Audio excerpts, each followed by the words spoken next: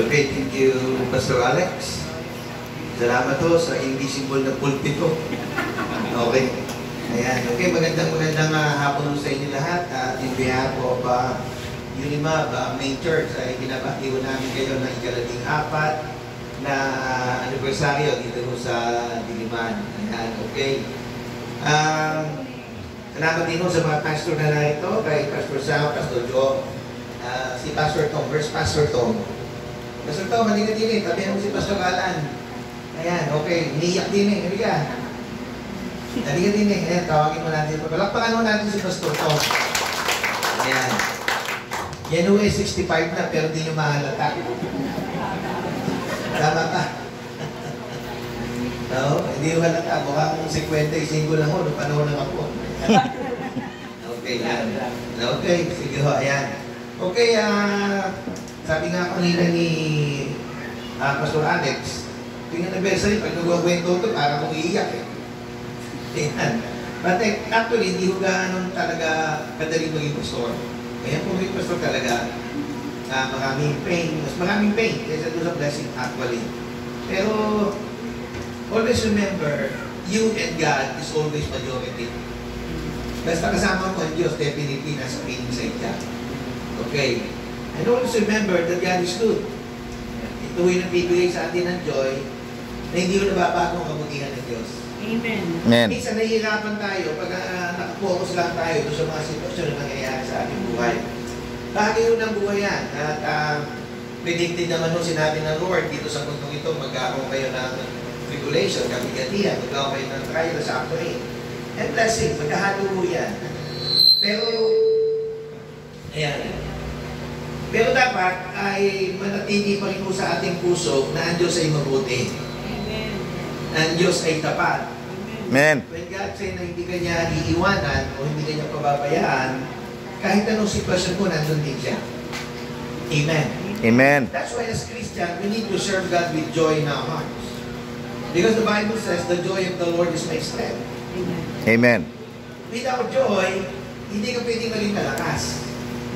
At ang joy ay makukuha mo lamang pag lagi ka nagpapasalamat sa Diyos. Nagpapasalamat po tayo sa Diyos, whether good things or bad things, natupad yung pagpapasalamat po natin sa Diyos. Dahil ang Diyos nga ay mabuti. Amen. Amen. Dapat yun mo lagi natin titingnan. Minsan kinakain tayo ng mga pangyayari sa ating paligid. That's why nagkakaroon ng shifting. From the spiritual aspect, napupunta ho tayo sa natural. That's why nagsabi ni Apostol Pablo in 2 Corinthians chapter 4 verse 18, yung aking mga mata hindi nakapokus sa mga bagay na nakikita. Pag tumingin si Paul, it's always beyond the natural. Pag tumingin si Paul, kahit hindi maganda yung mga nakikita niya, pero lampas doon yung pananaw niya. Okay. Minsan naman may mga bagay na hindi maganda nangyayari sa ating buhay, pero yun ang naging dahilan. Minsan ang blessing mo. Ako ho, yung hindi magandang nangyayari sa akin, yun ang naging dahilan kung bakit ako nakakilala sa Diyos. Amen. Noong iiwanan naman ng kasawa ko, doon ako nakakilala sa Lord. Eh siyempre, nagkasama siya ng pogi, delikado siya. Pero doon naging dahilan kung bakit ako nakakilala sa Lord. Amen. That's why all things work together for the good to those who love God. Tandaan mo, pag mahal mo ang Diyos, lahat ng mangyayari sa iyo, tama yan. Amen. Amen. Pag mahal mo ang Diyos, automatic mamumunga ka. Kasi pag mahal mo ang Diyos, mamahalin mo ang kapwa mo. Amen. Amen. Pag mahal mo ang kapwa mo, nag-iisip ka na makabubuti sa Kanya. Amen. Amen. Dapat gano'n tayo. Sabagat lahat po tayo, walang ibang representative ng Diyos sa lupa, kundi ikaw. Yung katabi mo, sabihin mo, ikaw yun. Ikaw yun. Walang ibang nag-represent sa Diyos yung mga kapatid, kundi Amen. ikaw, kundi tayo. Why? Kasi binigay niya ng Diyos yung Espiritu sa'yo. Yung mismo Diyos nasa sa'yo. Eh lahat po tayo, bilang mga Kristiyano, you need to understand who you are. You need to understand what power you have. Kasi nga yung Diyos nasa iyo eh. That's why the moment na nagmamanifest yung banal na Espiritu sa buhay natin, marami kang pwedeng gawin para sa Diyos. Amen.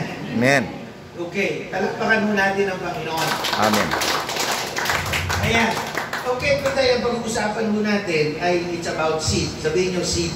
Seed. Ano sa Tagalog ng seed? Buto. Hindi ba yung buto, bones? Binhi.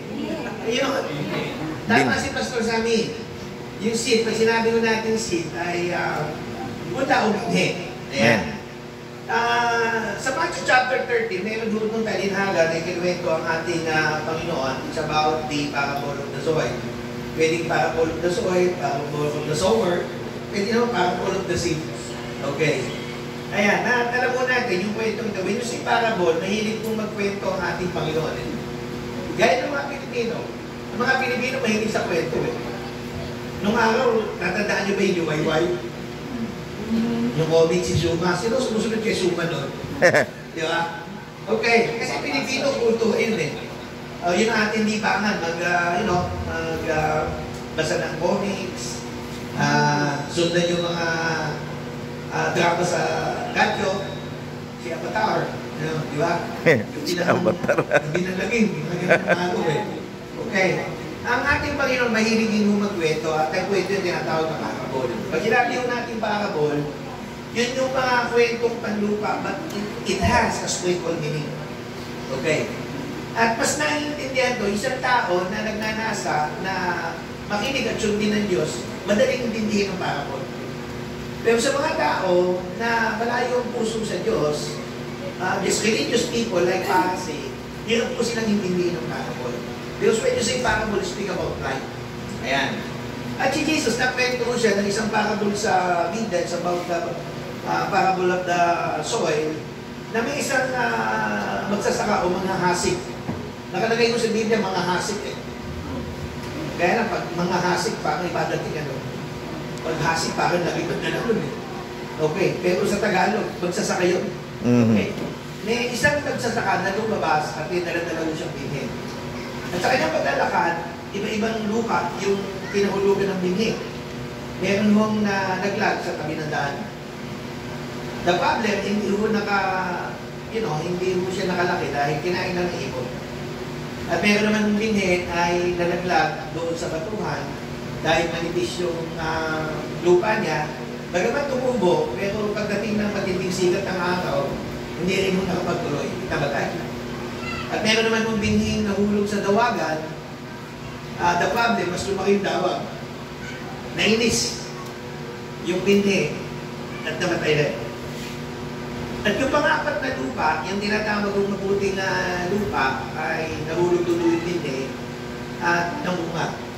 Meron pong 30 folds, may 60 folds, at mayroong 100 folds. Iba-iba po yung naging bunga niya. Okay? At dito sa parable na ito, ang uhuli ko lang po yung binhi. Yung seed. Dahil lahat po tayo nag-aangat ng harvest. Lahat po tayo, wala naman dito na hindi ka nag-aangat ng harvest. Sapagkat the principle na nadidig natin o na nakagis na natin, and even the Bible, ay kung ano yung tinanim mo, yun yung anihin mo. But speaking spiritually, yung ani mo, ang Diyos o nagbibigay talaga na. Okay. Now, let me read you 2 Corinthians chapter, balik. 2 Corinthians. Yung parable, yung seed. Ayan, hinahanap ako.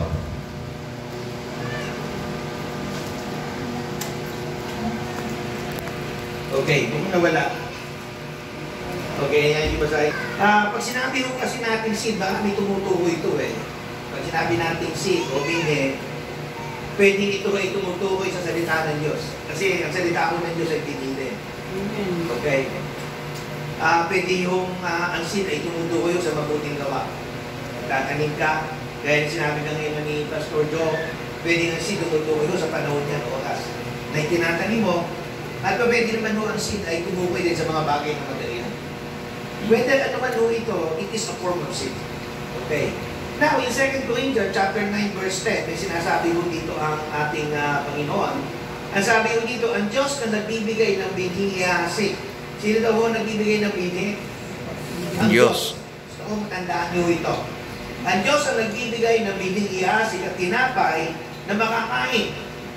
Dalawa ho'y binibigay ng Diyos dito, yung tinapay na makakain at yung bining ihasik. Ay siya rin magbibigay sa inyo ng bining at magpapalago nito. Amen. Upang mamunga ng sagana ang inyong kabutihang loob. Dito makikita ko natin, dalawa yung binibigay ng Diyos, yung bini at saka yung tinapay na makakain. Amen. Yung tinapay na makakain, hindi ho yun ang tinatanim. Amen. Amen. Kasi pag tinanim kakainin mo, sigurado ako, kung hindi ka magugutom, baka mamatay ka. Tama ho ba? Amen. Dito, sinasabi ho, itinatanim dito yung bini. Hindi mo po pwedeng hindi pa wala ng bini. At hindi mo rin pwedeng kainin ng bini. Kasi pag kinain mo ang bini, wala kang anihin. Wala na. Tama ho ba? Amen. Bakit ang gusto na Lord, itanim mo yung bining binigay sa'yo? Tingnan niyo ho dito sa talata, ang sabi ho dito, siya yung magpapalago dito.